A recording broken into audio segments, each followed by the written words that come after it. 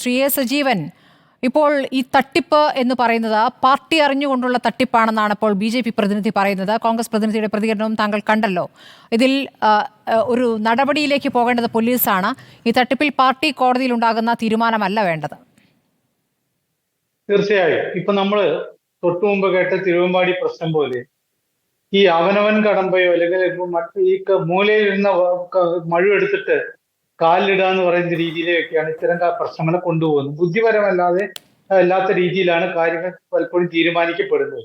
ഈ പ്രശ്നത്തില് അങ്ങനെ ഒരു ആരോപണം ഒരു വനിതാ ഡോക്ടറുടെ അടുത്ത് നിന്ന് 60 ലക്ഷം രൂപ ആവശ്യപ്പെടുകയും 22 ലക്ഷം രൂപയും വാങ്ങുകയും ചെയ്തു എന്നുള്ള പരാതി ഉണ്ടാകുമ്പോൾ പാർട്ടി അനുഭാവിയായിട്ടുള്ള വനിതാ ഡോക്ടറോ അല്ലെങ്കിൽ ആ കുടുംബമോ ആ കാശ് കൊടുക്കുന്നു പറയുമ്പോൾ അത് ഞങ്ങൾ തീരുമാനിച്ചു കൊള്ളാം. പണ്ട് താങ്കൾക്കൊക്കെ അറിയാവുന്ന പോലെ ജോസഫ് അതിന്റെ ഒരു പ്രതികരണം നമുക്ക് അറിയാവുന്ന പാർട്ടി കോടതി തീരുമാനിക്കുന്നു പറഞ്ഞ രീതി. അങ്ങനെ പാർട്ടി കോടതി തീരുമാനിക്കുന്നു പറയുമ്പോൾ ഉണ്ടാവുന്ന പ്രശ്നം ഒരു പക്ഷെ അങ്ങനെ തീരുമാനിക്കപ്പെടാം. പല നേതാക്കന്മാരും പറയുന്ന പോലെ ഒരു പ്രശ്നം വന്നാൽ പുതിയൊരു പ്രശ്നം വരുമ്പോഴേക്കും അതില്ലാതായി തീരുന്നുള്ളൂ. അങ്ങനെ പോകുമ്പോൾ എന്താണ് സംഭവിക്കുക എന്ന് 2 ദിവസം മുമ്പേ ഡൽഹിയിൽ നടന്നിട്ടുള്ള പാർട്ടി കേന്ദ്ര കമ്മിറ്റി പറഞ്ഞിട്ടുണ്ട്. അതിന്റെ അവസാനം എല്ലാ ചർച്ചയും കഴിഞ്ഞതിന് ശേഷം കേന്ദ്ര കമ്മിറ്റി പറഞ്ഞിട്ടുള്ളത് ജനങ്ങളിൽ നിന്ന് അകന്നതാണ് പാർട്ടിയുടെ ജനവിശ്വാസം നഷ്ടപ്പെട്ടതാണ് പാർട്ടിക്കുണ്ടായിട്ടുള്ള തിരിച്ചടിയുടെ ഏറ്റവും പ്രധാനപ്പെട്ട കാരണങ്ങളൊന്നും. രണ്ടാമത്തേത് വർഗപരമായിട്ടുള്ള രാഷ്ട്രീയം അത് വിട്ടുകൊണ്ടുള്ള മറ്റു പല രീതിയിലേക്ക് പോയതിന്റെ ഭാഗമാണെന്ന്. ഇതാണ് പ്രശ്നം. അടിസ്ഥാനപരമായിട്ട് എന്താണോ വേണ്ടത് അത് നടപ്പാക്കാൻ ഇത്തരത്തിൽ ജനങ്ങൾ ഒരിക്കൽ പോലും ഞങ്ങൾ തീരുമാനിച്ചോളും പോലീസും വേണ്ട ഇവിടുത്തെ നിയമം വേണ്ട എന്ന് പറയുമ്പോൾ ജനം വിശ്വസിക്കില്ല. അത് തിരിച്ചടിയായിട്ട് മാറും എന്ന് ഈ കഴിഞ്ഞ ദിവസം അത് ശ്രദ്ധിക്കേണ്ടതാണ്. ഇനി ആ തെറ്റ് തിരുത്തേണ്ടതാണ് എന്ന് പാർട്ടിയുടെ കേന്ദ്ര കമ്മിറ്റി പറഞ്ഞതിന്റെ ആ പശ്ചാത്തലത്തിൽ വേണം നമ്മൾ പരിശോധിക്കാൻ. ഇവിടെ നാളെ ഇപ്പോൾ തെറ്റുതിരുത്തലിന്റെ ഭാഗമായി അല്ലെങ്കിൽ ഈ പറഞ്ഞ യുവ നേതാവിനെതിരെയും അയാൾ മാത്രമല്ല വേറെയും 2 പേരുണ്ടെന്ന് പറയുന്നു. അപ്പോൾ അവർക്കെതിരെയും നടപടി ഉണ്ടായേക്കും. അപ്പോൾ നടപടിയിലേക്ക് വേഗം കടന്നു എന്നൊരു വാദം ഉന്നയിക്കാം. പക്ഷേ ഇതിനൊരു വ്യക്തത, ഇത് ഞങ്ങൾക്ക് അടച്ചിട്ട മുറിക്കുള്ളിൽ ചർച്ച ചെയ്ത് ഞങ്ങൾ അങ്ങ് തീരുമാനിച്ചാൽ മതി. ഇതാണല്ലോ തോമസ് ഐസക് നേരത്തെ പറഞ്ഞിട്ടുള്ളത്.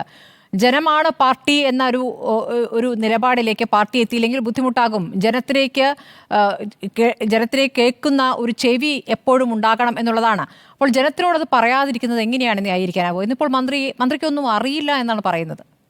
ആളുകളെ തമാശയാക്കുകയാണ്. ഇതിലെ പ്രധാനപ്പെട്ട പ്രശ്നം എന്ന് പറയുന്നത് ഈ പാർട്ടി തീരുമാനം അനുസരിച്ച് പാർട്ടി കോടതി എന്ന് പറയുന്ന രീതിയിലേക്ക് പോകുമ്പോൾ ഉണ്ടാവുന്ന പ്രശ്നം, നമ്മുടെ ഇവിടെ ഈ രാജ്യത്ത് ഒരു ഭരണഘടന നമ്മളെല്ലാവരും പോഴ്ത്തി പറയുന്നതാണ്. ഭരണഘടന ഗംഭീരമാണെന്ന് പറയും. ആ ഭരണഘടന അനുശാസിക്കുന്ന രീതിയിലുള്ള ഒരു നിയമ സംഹിത ഇവിടെയുണ്ട്. ആ നിയമസംഹിതയിൽ പറയുന്ന കാര്യം ഇതൊരു കൃത്യമായിട്ടുള്ള ഇത് ശരിയാണെങ്കിൽ അല്ലെങ്കിൽ പരാതി വന്നാൽ സ്വാഭാവികമായിട്ട് ഇതൊരു വലിയ ക്രിമിനൽ ഒഫൻസ് ആണ്. പണം തട്ടിപ്പാണിത്. ആ പണം തട്ടിപ്പ് എന്ന് പറയുന്നത് കൈക്കൂലിയാണിത്. ആ കൈക്കൂലി ആര് വാങ്ങി എന്നുള്ള ഒന്നും പ്രശ്നമല്ല. ഈ ഒരു ജോലി കൊടുക്കാം അല്ലെങ്കിൽ ഒരു സ്ഥാനം കൊടുക്കാമെന്ന് പറഞ്ഞിട്ട് വൻ തുക വാങ്ങുന്നു, വൻ തുക ആവശ്യപ്പെടുന്നു, അതിന്റെ ഒരു ഭാഗം വാങ്ങുന്നു. ഇത് രണ്ടും നടന്നതായിട്ടുള്ള പരാതിയാണ്. അപ്പൊ എന്ന് വെച്ചാൽ അത് നിലവിലുള്ള ഇന്ത്യയിലെ നിയമസംഹിത ഉപയോഗിച്ച് തന്നെ പരിഹരിക്കപ്പെടേണ്ട കാര്യമാണ്. അതിന്റെ തീർപ്പ് ഉണ്ടാവേണ്ടത് അങ്ങനെയാണ്. അപ്പോൾ ഈ ഇവിടെയുള്ള നിയമം വെച്ചുകൊണ്ടുള്ള നടപടികളിലേക്ക് തന്നെയാണ് പോകേണ്ടത്. അത് ഇപ്പൊ കോൺഗ്രസ് സംഭവിക്കും, കോൺഗ്രസ്സുകാർ തീർക്കും. CPM സംഭവിക്കുമ്പോൾ CPMകാർ തീർക്കും. മുസ്ലിം ലീഗ് ആണ് ഇത്തരം പ്രശ്നം ഉണ്ടാകുമെങ്കിൽ മുസ്ലിം ലീഗുകാർ തീർക്കും എന്ന് പറയുമ്പോൾ പല ആളുകളും ചോദിക്കുന്നു നാട്ടുകാർക്ക് സംഭവിക്കുന്ന കാര്യം നാട്ടുകാർ തീർത്തോളുമല്ലോ, നിങ്ങൾ എന്തിനാണ് പോലീസിന്റെ ആവശ്യം എന്താണ് അല്ലെങ്കിൽ കോടതിയുടെ ആവശ്യം എന്താണെന്നുള്ള ചോദ്യം വരും. അപ്പൊ ഇത് പൂർണ്ണമായിട്ടും ജനാധിപത്യ വിരുദ്ധമാണ്, ഭരണഘടനാ വിരുദ്ധമായിട്ട് നിലപാടായിട്ടാണ് മാറുക. അത് ജനം ചോദ്യം ചെയ്യും. അതാണ് പാർട്ടി കേന്ദ്ര കമ്മിറ്റി പറയുന്നത്. ജനത്തിന്റെ വിശ്വാസത്തിന് അപ്പുറത്തേ പോകുന്നൊരു പ്രശ്നം വരും. ഇത് തീർക്കേണ്ടത് തീർച്ചയായിട്ടും, കാരണം ഇത് ഞാൻ മനസ്സിലാക്കിയിടത്തോളം ഇതിൽ റിയാസ് പോലും ഇത്തരത്തിൽ പാർട്ടിയിൽ പരാതിപ്പെട്ടു ഇതിന് അന്വേഷിക്കേണ്ടതാണ് എന്ന് പറയാം. പക്ഷെ പാർട്ടിയാണോ അന്വേഷിക്കേണ്ടതെന്നുള്ള ചോദ്യമുണ്ട്. അപ്പൊ ഇവിടെ ഇതൊരു ചുരുങ്ങിയ കാര്യമൊന്നുമല്ല. ഇതിങ്ങനെ പോയി കഴിഞ്ഞാൽ ഇത് കാര്യമായിട്ട് നടപടികളൊന്നും ഉണ്ടായില്ല. പാർട്ടിയുടെ രീതി അനുസരിച്ചുള്ള ഒരു നടപടിയാണ് വരുന്നത്. സ്മൃതിക്ക് അറിയാമല്ലോ അതെങ്ങനെയൊക്കെയാണെന്നുള്ളത്.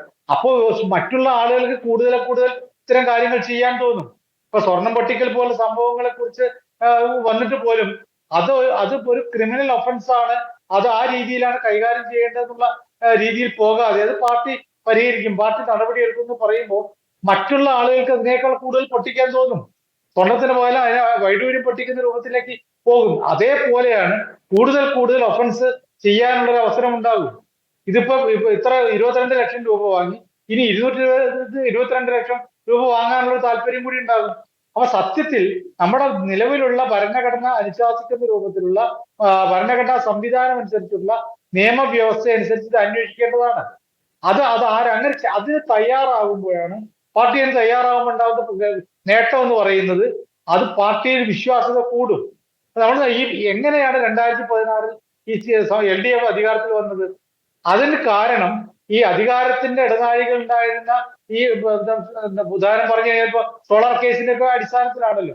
അതിനുശേഷം 2016 അധികാരത്തിൽ വരുന്ന സമയത്ത് നമ്മുടെ മുഖ്യമന്ത്രി എല്ലാവരെയും ഓർമ്മിപ്പിച്ച കാര്യം എന്ന് പറയുന്നത് അധികാരത്തിന്റെ ഇടനാഴിയിലൂടെ വരുന്ന അവതാരങ്ങളെ ശ്രദ്ധിക്കണം എന്നുള്ളതാണ്.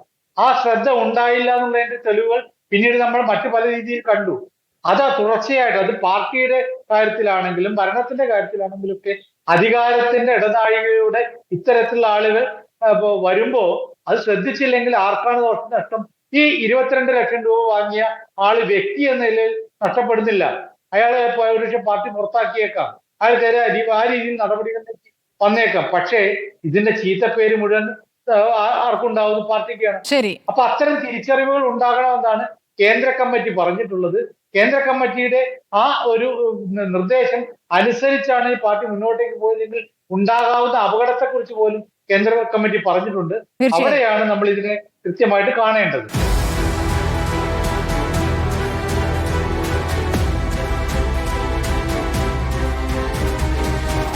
ഡിബേറ്റ് വിത്ത് സ്മൃതി പരുത്തിക്കാട്.